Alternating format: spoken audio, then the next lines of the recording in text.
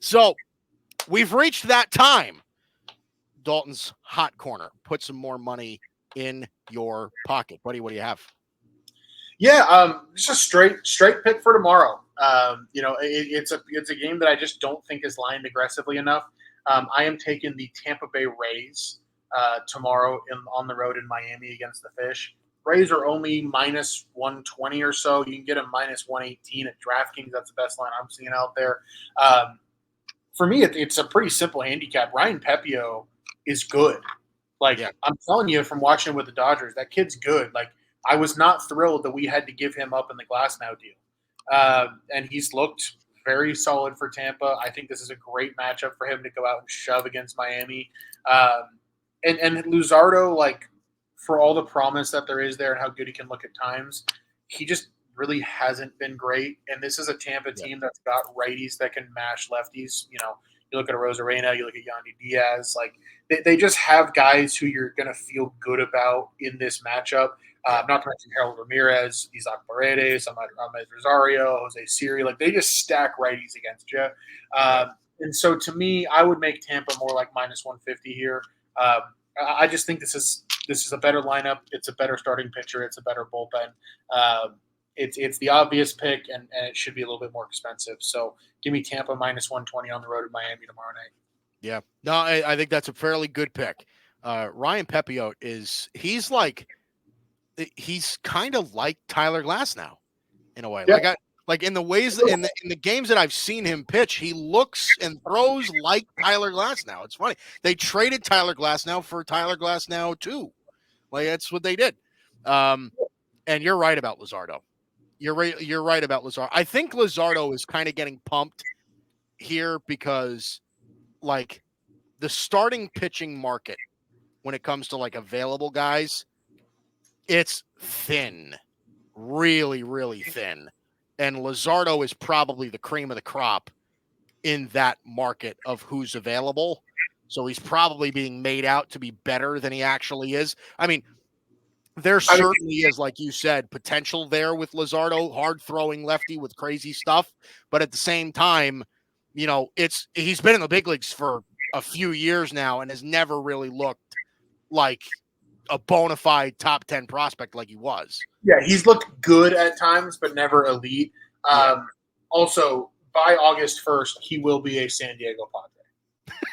It's very He will. And they're going to overpay for him. Oh, man. So you can book that. He will be a San Diego Padre by August 1st. Yeah, I'm telling you, man. Michael King, welcome to the Miami Marlins. Could you imagine? No, jeez. Because Michael King's better than Jesus Luzardo right now. I know. I know.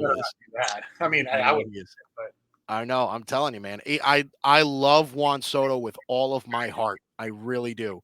But it still pains me to this day that we had to give up Michael King for him. I loved Michael King.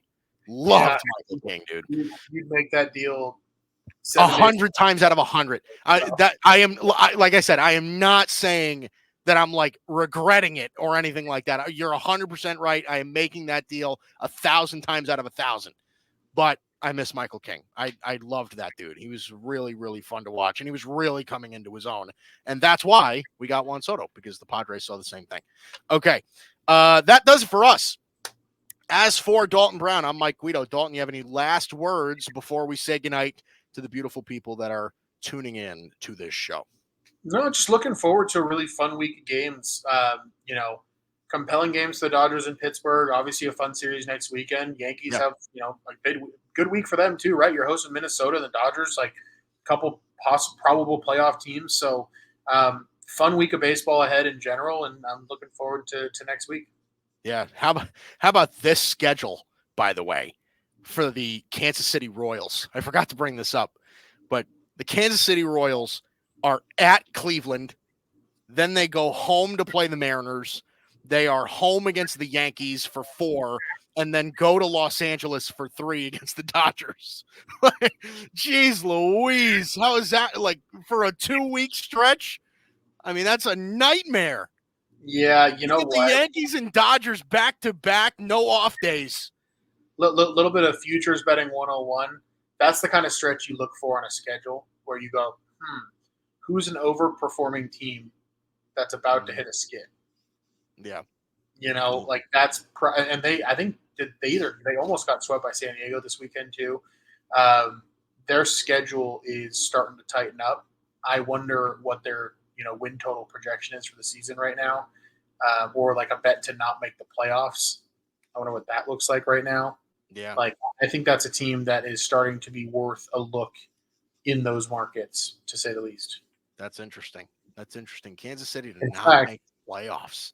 on FanDuel right now, the over-under on wins for the Royals is 85.5. I don't think that team's getting to 10 games over 500 at the end of the season. That's what 86 and 76 would be. Yeah, right. Like, I'm going to bet that right now, actually. See, throw it into the hot corner. Kansas City Royals under 85.5 wins, minus 118 on FanDuel.